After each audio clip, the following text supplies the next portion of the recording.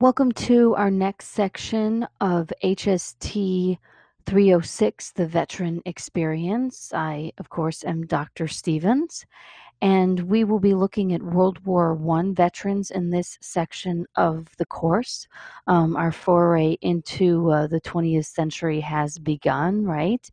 And we're going to be looking at the multiple ways that World War I veterans focused on becoming political citizens once they moved back into the world and back into their communities and moved away from the battlefield. So let's jump in and let's talk very quickly about the numbers and the amount of American troops that were involved in World War I.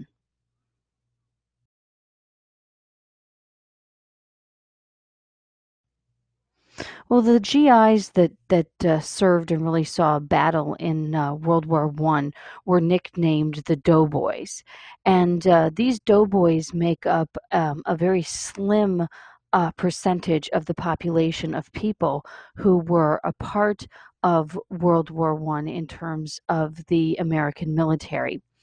So, about 4.7 million American people served in a multitude of capacities in World War I, including women in many administrative positions. And again, as I have here as well, about 350,000 African Americans will serve in the war.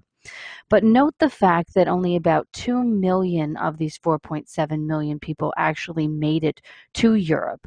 And of those 2 million, only a percentage of those, maybe about 40 to 45% of those, actually saw active combat duty in World War I.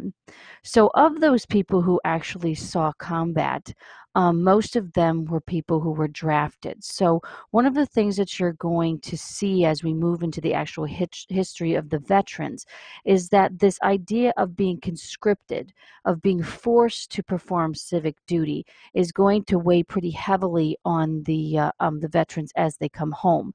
And it's not necessarily an issue of not wanting to perform civic duty, but having the choice to perform that. And the reason why they bring this up is not because they're poor citizens or not because they're men who didn't want to perform that duty, but because they, like other veterans, particularly the veterans of the Civil War, they recognized the fact that they had lost a great deal of their economic capacity and their ability to actually make a living while they were in the war. And again, these particular men didn't spend quite as much time as, say, the Civil War veterans did. But that really stuck with them, the idea that, again, the United States economy was booming. It's getting about ready to crash at this point, but it was booming, and they really recognized the fact, much like Civil War veterans did, that they had lost some earning years, and they had also lost the ability for some of them to learn vocational training, and they also were stunted in terms of becoming businessmen and highly economically viable citizens for the United States. So this idea of conscription, I think that is something that you really should focus on as you're reading through the materials and recognize that the vast majority of the people who were a part of the military in World War I, and particularly those people who saw combat, were actually draftees, right? There are some volunteers. There was about a 98,000 person standing army when World War I breaks out. And then Woodrow Wilson is able to augment that I believe it was about, I think he asked for about 140,000. I'm forgetting it at the moment. But he was able to augment those numbers, but recognize the fact that even at 140 or 150,000, that is a really small percentage, right? That's a minuscule number in comparison to the 4.7 million that will serve. So the majority of those people are people who were, and particularly men, obviously, in this sense, are people who were drafted in. Volunteers came from both genders, and in terms of the standing army and the standing full military at this point, there were some women in that, particularly again in terms of administrative positions. So one of the things to really focus on in terms of those people who served and actually saw combat is the fact that these were people who were not trained to be in the military and were trained once they were drafted in.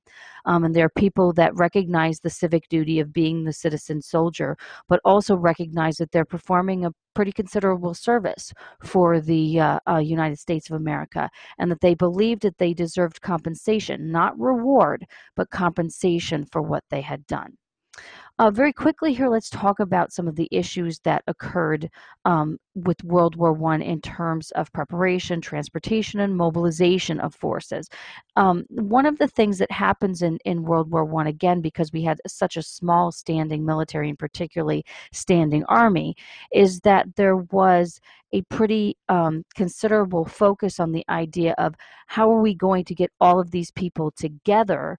How are we going to train them? How are we going to transport them? How are we going to continue training them? And how are we going to get them ready to go out onto the battlefield?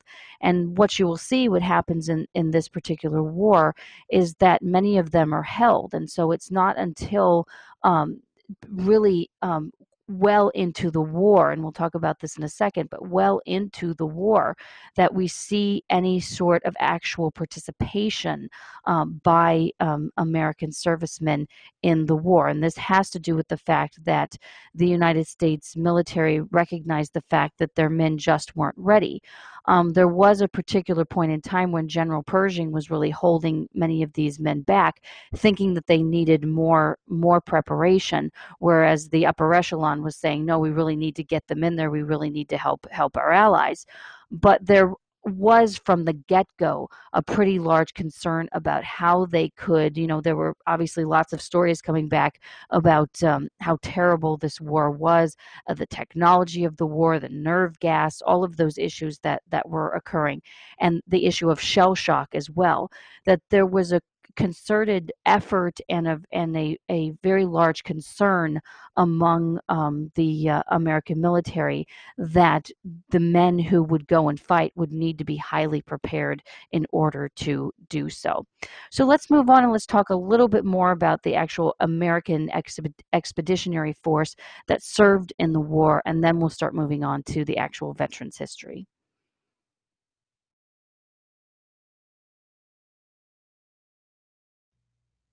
The American Expeditionary Force are the troops that the United States Army sent to Europe during World War I. Although they are together until 1920, the bulk of time that they saw action in Europe was between the spring of 1917 and then, of course, November 11th, the Armistice Day in 1918.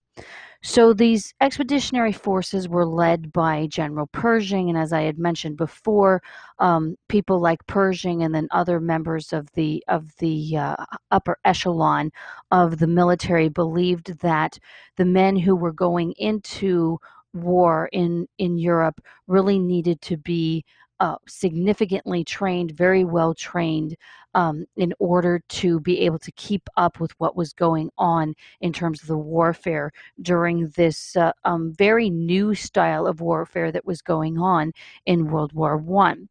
And it was very important, obviously, considering the fact that we're talking about a vast majority of conscripted soldiers. We also have volunteer soldiers, and the fact that, again, we had a very small standing army at the beginning of the war, as I mentioned, about 98,000 people. So the bulk of the people who were going over to fight in this war, the bulk of the men had really no training whatsoever, right? So for Pershing and for other members of the American military, the idea is to get these men as trained as possible, to get them as prepared as possible to jump into what was already known as a hellish war. The problem was that Pershing kept them for so long and kept trying to train them more and get them more prepared. And what ended up happening was that by the time the United States actually jumped in full-fledged in terms of the war, that the Allies really resented the fact that it took them so long, and really resented that they truly believed that the war could have been over much more quickly if Pershing had let the men actually join into the action. One of the other issues that Pershing had was that he did not want his troops to be filling in gaps in the divisions that the European allies had. He wanted them to be a part of their own U.S. divisions and that they would fight side by side. And so that illustrated to the Europeans a bit of arrogance on the part of the Americans. Well, in terms of what Pershing wanted and in terms of what other members of the American military wanted in those higher ranks, rather, that you really recognize the fact that what they were really doing was making sure that American troops were not enveloped into European divisions and that somehow they would get lost in the shuffle, especially at the peace of the war. Right. So the United States is obviously trying to carve out a place for itself in the world. And one of the ways that it can and one of the ways that it does do this is by its performance in European wars, obviously. And we're going to see this as we move into World War II as well. So what Pershing was really doing was suggesting that the Americans really needed to build up their clout in terms of the international community, and he also really wanted his men to get credit where credit was due.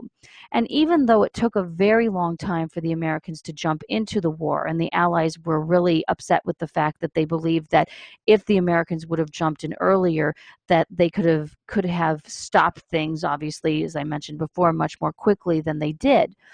But what ended up happening for the Americans is that when they did finally go in full-fledged into the war by the middle of 1918, what they ended up doing was really reinforcing the European troops and really being able to beat back the Germans, who were just pretty much done. And so were the French, right? So were really so many that were a part of this war. They were just done. It had gone on for a while. It was a war that was technology based, so it was very frightening in that respect. We have a lot of PTSD, a lot of men who were shell shocked, but we also just have this was a very intense war, and that intensity really wore on the troops. So by the time the US troops actually get into the fray, they're really able to shore up the Europeans, they're really able to beat back the Germans, and they really get that credit that Pershing wanted them to get.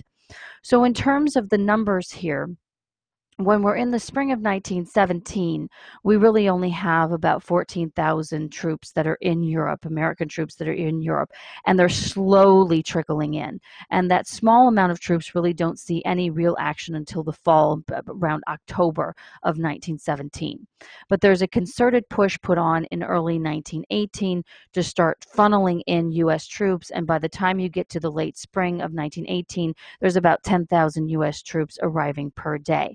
So by the time you get to about July of 1918, there's 1 million U.S. troops there. Now, a vast majority of them do not see, I would say about half, would actually see battle in terms of these particular troops. So what you're really going to see with the veterans after they have come home is that there are certain veterans who saw warfare and certain veterans who were never really put in the fray, that were never put on the battlefield, right? So there'll be a divide in terms of the veterans. But of those combat veterans, those are the veterans that we'll be discussing in terms of the portions of the monographs that you're reading and in terms of the primary sources that you'll be reading. That these are the people who are on the ground. These were those doughboys that actually saw warfare and saw warfare from the perspective of that the Europeans did and the European allies did. So in terms of how many casualties there were for the Americans, with the amount of people that were there, not just on the ground, but obviously in total, as we're talking about about 4.7 million people, when you're looking at that were on the ground, and again, we're averaging that at about 1 million. It's somewhere between 500,000 to 1 million. That you really see that we don't have a great deal of deaths in terms of combat, and our casualties are quite low too. So we have about 320,000 casualties in this war. The deaths are at 53,000 for combat, somewhere around the Vietnam War level. And we have 63,000 that die from disease, many of them dying from a vast influenza outbreak.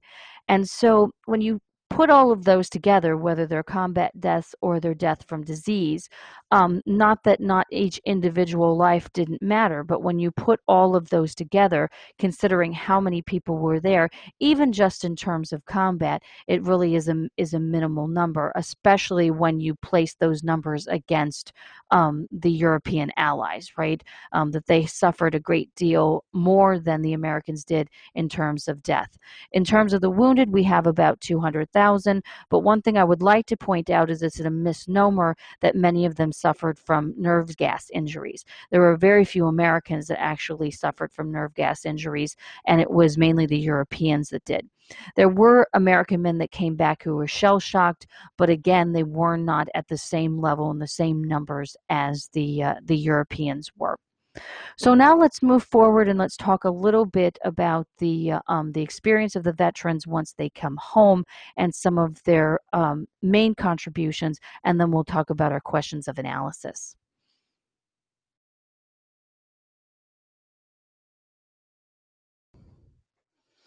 The veterans of World War I obviously numbered in the millions, and we can certainly extract some of those 4.7 million people, right, and recognize the fact that many of them did not see combat, they played administrative roles, and they just didn't get into the nitty-gritty of the war, right?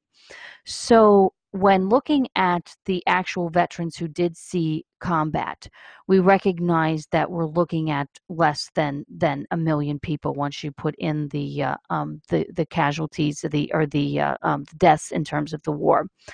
So obviously we have a vast number of World War I veterans due to the idea that the United States were limited in terms of their engagement, even when they were in the thick of it. They just didn't have the numbers that the Europeans did in the war, and they also didn't fight for as long as the Europeans. But we also have significant medical advances that allow for them for there to be more veterans. But we're also going to see, obviously, due to these medical advances, that we are going to have to focus as a nation in terms of disabilities, right? And in the Civil War, we discussed the idea that there were disability pensions. Well, I'm not talking just about disability pensions, right? I'm talking about the establishment of disability hospitals, the establishment of rehabilitation clinics, and really the focus on what you would do with disabled veterans. So we know that we have more disabled veterans coming home in terms of World War I, and the veterans are going to fight for benefits for those veterans, but the federal government is actually quite good at this point in time in terms of trying to help and trying to assist those men who come back home with mental and physical disabilities. So, in terms of the veterans organizations for this particular war, we see that there is very quickly the idea of organizing. The American Legion organizes, and the Bonus Army is something that's much later that we'll talk about in a little bit. But there are a proliferation of veterans organizations, but it's that American Legion that is put together very quickly. The numerous veterans organizations really fight for very specific things. And number one, we would have the disability issues. But for the vast majority of veterans and their organizations, they're focused on issues of economic viability. And we talked about this a little bit in terms of the Civil War. And there's going to be a concerted effort among veterans organizations of the World War I era to make sure that the men who fought particularly, but all of the people who served, have the ability to regain their economic viability. There are also a great deal of veteran organizations and veterans themselves individually who are highly political. And this focus on politics is something that's going to make the American public and also the federal government a little bit jittery, especially because of the fact that some of these individuals served in Russia, and the Bolshevik Revolution occurs, and it's something that the concern over communism and the infiltration of communism in the United States is something that's going to harm veterans who served in that region of the world, but also harm those veterans who are highly political, who are eventually seen as subversive.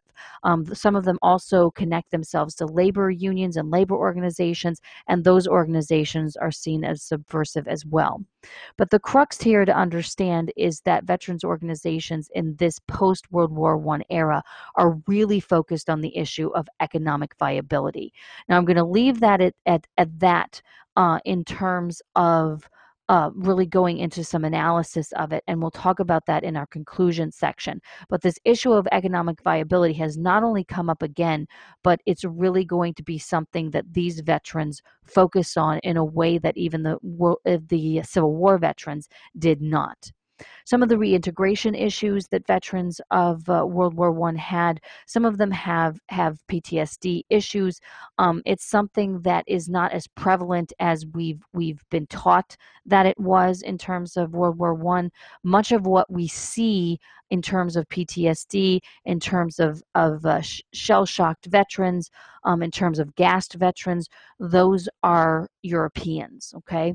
So it's not necessarily as important. However, I will also suggest, and you see this in one of the monographs that you're reading, the War's Waste book, that there is a concerted effort by the American military, even before these men become veterans, to focus on mental health issues. And again, that has a great deal to do with already understanding and knowing what was going on the ground in terms of World War I.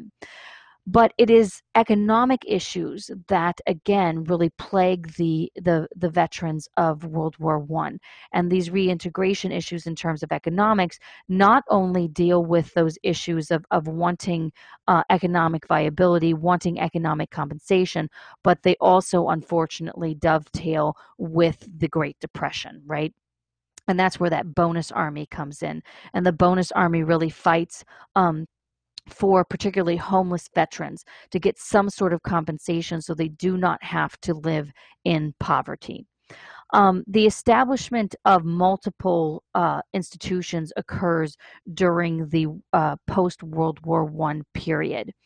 We have the creation of veterans hospitals and veterans clinics, but very specifically, what we have beyond the idea of mental health clinics is the focus on rehabilitation medicine, and that would be physical therapy very particularly. There is some rehabilitation that's done in terms of psychological issues, but the vast majority and the main focus is going to be on taking men who have significant physical disabilities and rehabilitating them, putting them through physical therapy, occupational therapies, and trying to get them back on their feet again so that they can be economically viable citizens, not just for themselves, but obviously for the United States economy and for the understanding of what it is to be a male citizen in this point in time, right? The idea that you need to be someone who is able to be economically productive, and that is something that makes you a man, right? The other thing that's established in terms of this period is a focus on, and this occurs during the actual war, not after the war, and that's that focus on making sure that there's federally funded health care for veterans. Again, funneling into the idea of rehab, but also jumping off of the issue that I was just talking about in terms of rehabilitation and making men economically viable again, that there is a focus put on re-education. And this is put in the War Risk Insurance bill that is passed in April of 1917.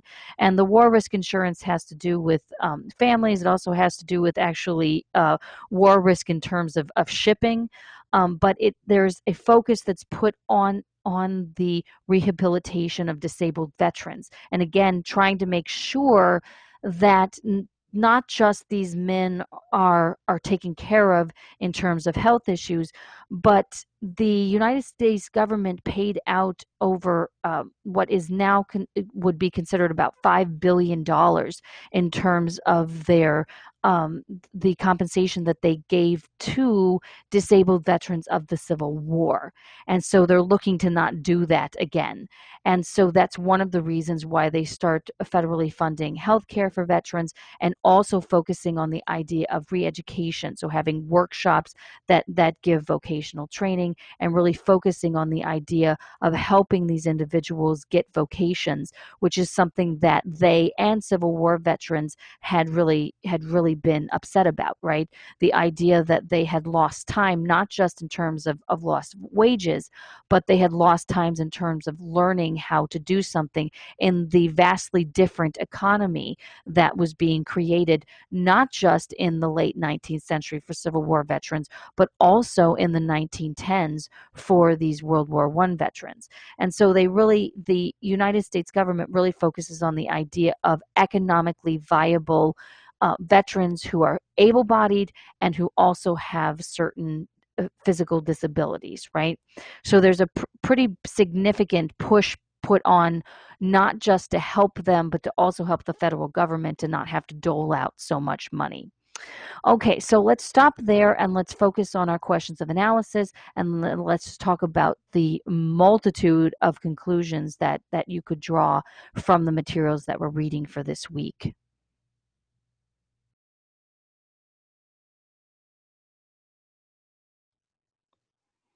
Here are the major questions that you should ask yourself as you're moving through the materials for this section of the class.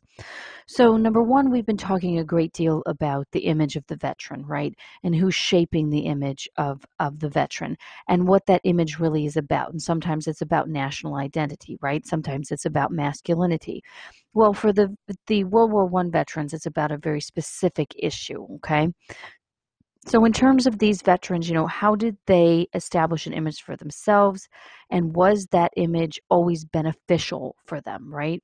And was that image sometimes subverted by others? And others could mean the American public, could mean the politicians, right? And we've kind of touched on this already. Think about why economics were such a significant focus of World War I veterans' grievances, and really recognize this throughout the course, that all we're really consistently focusing on as one of the major issues that veterans face when they get home is not always their mental health, which is something that we consistently are told about, whether it's in the media, sometimes even in terms of scholars, really focusing on the issue of PTSD, right? But for a vast majority of veterans, and even in the modern day, the significant focus really is on economics. How do I make a living? How do I live? And for the World War I veterans, there's a great deal of homelessness among them. And of course, they also happen to be the veterans that get caught in the economic depression, right? The Great Depression of the late 1920s and early 1930s, right? So when they need the most help because they've had a difficult time in becoming economically viable citizens, they don't really have that help, and they end up becoming quite frustrated by that, and they become protesters because of that issue. So why were economics such a significant focus? We know in very specific, or in rather general, I should say, terms, that it's something that all veterans face. But what are the specifics here? And why were World War I veterans even more focused on economics than, say, Civil War veterans or Revolutionary War veterans? Conscription is another big issue for World War I veterans. So how does conscription factor into how World War I veterans saw themselves and how they felt they should be treated? Conscription is a huge issue in terms of this war, and it's the first time we see this in a major war where the people who served are not volunteers. They're not people who are taking up arms because they want to and they want to help, right? On a massive scale here, we see conscription. It's how we get to that 4.7 million people serving. And so we really want to focus on the idea of what conscription means to these men when they come home, and what conscription will mean as we continue to move through the wars of the 20th century. The conscription really becomes the issue of so how are you going to compensate me, not in terms of, again, as I had mentioned before, not in terms of giving me a reward, but there's some compensation here. If you're going to force me to do something and I don't get to choose to actually perform my civic duty, then how are you going to compensate me for the time that I spent away, that you forced me to be away, right? So what were their grievances in terms of this beyond those general issues that I've brought up? Also, why was the government so focused on the issue of the disabled veteran? Now, again, it has a great deal to do with charity, but there are other issues that are in play as well. And I mentioned that about the amount of money that they had to give Civil War veterans. So, what are some other issues beyond that, too? Why did the government become so focused? What were the main reasons for this concerted effort? So, think about a multitude of reasons here, right? What is the is War's Waste? So one of the books you will be reading or reading an excerpt from is called War's Waste. So what is that? What does that mean? And why is it such a philosophical and a political issue for Americans, and particularly for American politicians? And then finally, and this is again a question that we're going to keep discussing throughout the course, how did the veterans benefit system evolve in this period? You know, we've been talking about its establishment. So what is the major evolution that occurs in this period? Okay. So those are your main questions of analysis. So now let's move on to some very specific conclusions that historians would want you to draw.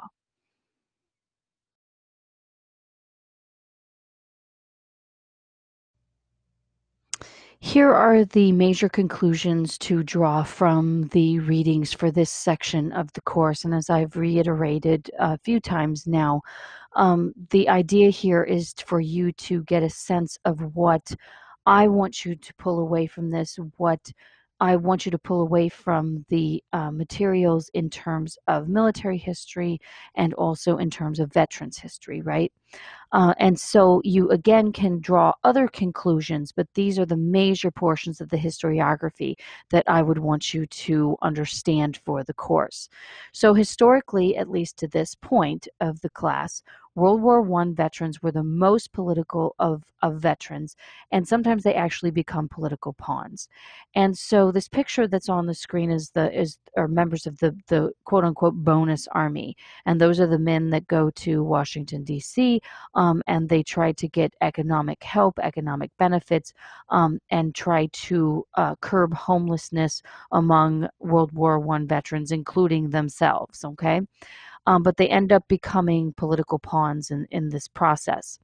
Um, One of the things to recognize about the World War I veterans is that they are always political. They were political when they came home. They're political during the economic depression. They are political after the economic depression. It's a very interesting understanding of these veterans that's not a part of that very basic narrative that we're told about World War I veterans. And again, it's really that significant focus on PTSD, right? On being shell shocked, on having significant emotional issues after the war, and those issues just aren't there on on a whole, right? There are only a small percentage of men from this particular war that are that deeply entrenched in PTSD, being shell shocked, issues of seeing the technologies and the horrors of the technologies of this war, the way that it was on the scale in Europe. Okay, not saying that they didn't have these issues, but I am saying that they were on a much smaller scale, and that the vast majority of World War I veterans were much more concerned about economic viability and being politically active so that they could have significant political influence. So rather than creating a national identity for themselves in that concerted effort that, say, the Civil War veterans did, and certainly the Civil War veterans also tried to influence the collective memory about themselves, right? Rather than focusing on that, World War I veterans worked to create a political voice for themselves, and they worked to create excuse me, significant political influence for themselves, for their fellow veterans. Okay, so they're not worried about the collective memory of them and their war. They're not worried so much about national identity and what that means as a citizen soldier. They're worried about political influence. They're worried about, again, economic issues and how they can influence politicians to help them economically. Again, dovetailing with that and really also jumping off of it is that World War I veterans pretty consistently fought for economic compensation due to the forced nature of their service. So keep thinking about the issue of conscription. Note that the public has concerns over veteran reintegration and that those concerns continue to be based on significant stereotypes the way they were in the Civil War. And this is where we get a great deal of that focus on PTSD and World War I. There was a much greater focus in terms of this war and the peace of this war and trying to help veterans by the federal government. There was a much greater focus on medical assistance and trying to conquer disabilities. And the very main reason for that, again, I'm not trying to be negative about it. Certainly, there were politicians that were interested in the charitable effects of that, right? And trying to actually help. But there's also that issue of really wanting World War I veterans to get back on their feet again so that the United States government does not have to hand out as much money as they did for the Civil War veterans, okay? Now, also jumping off of that, you have government, the government itself, and then you also have veterans associations that are worried about this issue of disability and really worried about focusing on vocational training too in order to reestablish these men in the economic system. And the reason why this is such a significant conclusion to draw is that there's this pretty big focus, not just in terms of the veterans, but also in terms of the government, of recreating these men and really making them producers of capital for the United States. And for the veterans, they want to be economically viable men so that they can survive, so they can feed their families, and so that they can feel, at least in terms of this era, as though they're contributing to society and that their manhood remains intact in terms of their economic viability, right? But we also have to focus on the issue of the government really wanting these men to become producers of capital because obviously the United States is run on a capitalist system, right? So the more men that you can get back out into the workforce, the more productive the economy is going to be, and also the less money the government, again, is going to have to dole out, right? So that's a really significant focus of the materials for this particular week. So sort of look at these issues again as you draw these conclusions, even as you look at those questions of analysis. Recognize the fact that there are some really significant themes that we've talked about through the first three sections of this course, right? And we really have some very significant issues in terms of economics, in terms of shaping one's own personal identity, in terms of being able to have agency for yourself and to be able to go to the federal government, go to your politicians, and to be able to get some sort of political influence, but also some sort of benefit or compensation for yourself, right? And this is something that we're going to continue to see through the history of the veterans of the 20th century. And to me, this is a good thing for them, right? This is the greater concern, is that you go to perform a civic duty and you come back and you are unable to fend for yourself economically.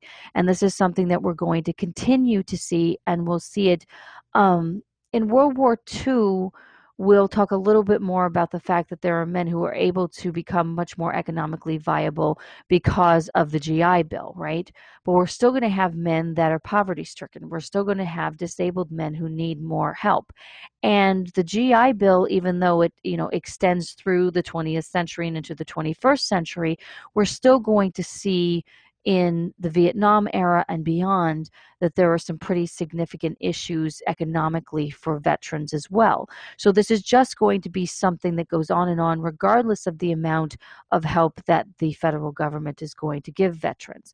Again, we'll be talking about reintegration issues and PTSD will continue to come up, but we're going to see through the course that it's not as big of an issue for collective veterans as we're led to believe, right? And it's not to say that mental health issues aren't something that the federal government should be focused on in terms of helping veterans. It's not to say that mental health issues are not there, right? But we're not going to see, we think of this consistently in terms of veterans history, that after war after war after war, PTSD issues get worse and worse, right? And that's not necessarily the case. And particularly for the World War I veterans, we see that as we dig through the materials, we recognize the fact that post-traumatic stress really isn't something that is as broad of a concern as, say, the media had portrayed it to be, right? So again, as you move through the materials, sort of draw your own conclusions here. Also, feel free to sometimes disagree with the conclusions that historians have drawn in terms of this material, but recognize that historiographically, these are the issues that are brought up by military and by veterans historians, okay? So I hope you enjoy these materials. I think that this particular section of the course is quite compelling, and particularly in terms of the medical disabilities issues and the help that's actually given for whatever reason, how that rehabilitation is successful. And I'm really interested in the idea of the medical advances that occur in this period as well. So I hope you somewhat enjoy these materials. I know, again, it's very heady material for those of us who have not served, and I'm sure it is much headier for those of you who have served. So I certainly understand that, but I do find the material quite compelling, and I hope that you do as well. Take care, and I'll talk with you next time.